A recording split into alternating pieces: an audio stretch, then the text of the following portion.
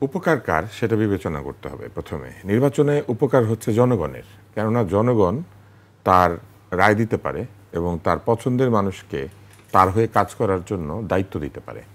নির্বাচন মূলত বাংলাদেশে রাজনীতিতে, অর্থনীতিতে, সমাজ ব্যবস্থায়, বাংলাদেশের পরিচালনায় জনগণের মতামত রাখার একমাত্র সুযোগ একটা নির্দিষ্ট মেয়াদ পর পর।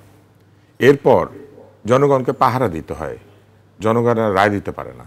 জনগণ আবার অপেক্ষা করতে হয়, পাহারা দিতে হয়, মনিটর করতে হয়, দেখতে হয় যে যাদেরকে সে নির্বাচিত করেছিল তারা ঠিকমতো দায়িত্ব পালন করেছে কিনা। না করলে জনগণ আবার রায় দিতে পারে এবং তাদেরকে সরিয়ে দিতে পারে। ফলে জনগণের ক্ষমতা, জনগণের কাছে আসার একটাই উপায়, সেটা হচ্ছে নির্বাচন।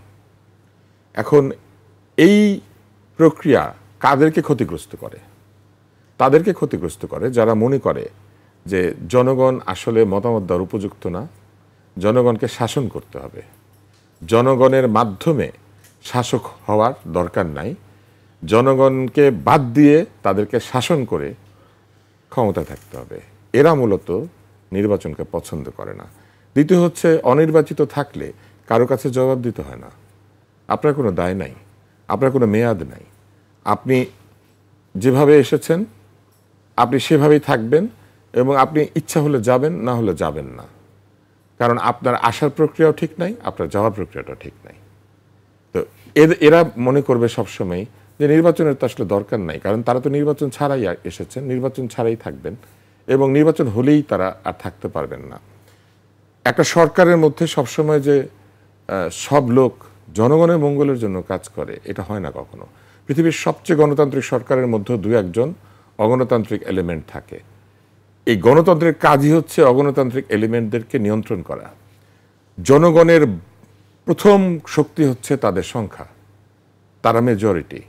ফলে মেজরিটি তাদের এই সংখ্যা দিয়েই এই আনরুলি অগণতান্ত্রিক এলিমেন্টদেরকে শাসন করে। ফলে গণতন্ত্র থাকলে অগণতান্ত্রিক চিন্তা প্রসারিত হতে পারে না।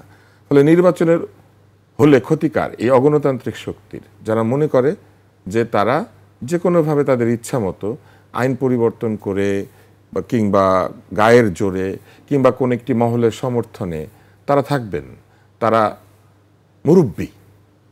কিন্তু নির্বাচিত সরকার কখনো জনগণের মুরব্বি না। নির্বাচিত সরকার হচ্ছে জনগণের চাকর, এবং এই চাকর হওয়া মানেই হচ্ছে একটা দায়িত্ব নেওয়া। ফলে নির্বাচন তো ক্ষমতা দেয় না, নির্বাচন দায়িত্ব দেয়। এবং নির্বাচিত হলে আপনার কিন্তু ক্ষমতা নেই, আপনি ক্ষমতাহীন। ক্ষমতাবান জনগণ আপনাকে দায়িত্ব দিয়েছে তাদের হয়ে কাজ করার।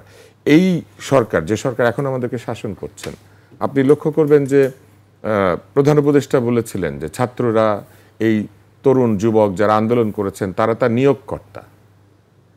তো নির্বাচন হলে কিন্তু শুধু ছাত্ররা নিয়োগকর্তা না, এই বাংলাদেশের সকল জনগণ তখন নিয়োগকর্তা। একটা ছোট গ্রুপ কিংবা একটা মধ্যম গ্রুপ কিংবা শুধু আন্দোলনকারী, ব্যাপারটা কিন্তু তা না। নির্বাচিত সরকার যে আসবে তার নিয়োগকর্তা কিন্তু বাংলাদেশের জনগণ।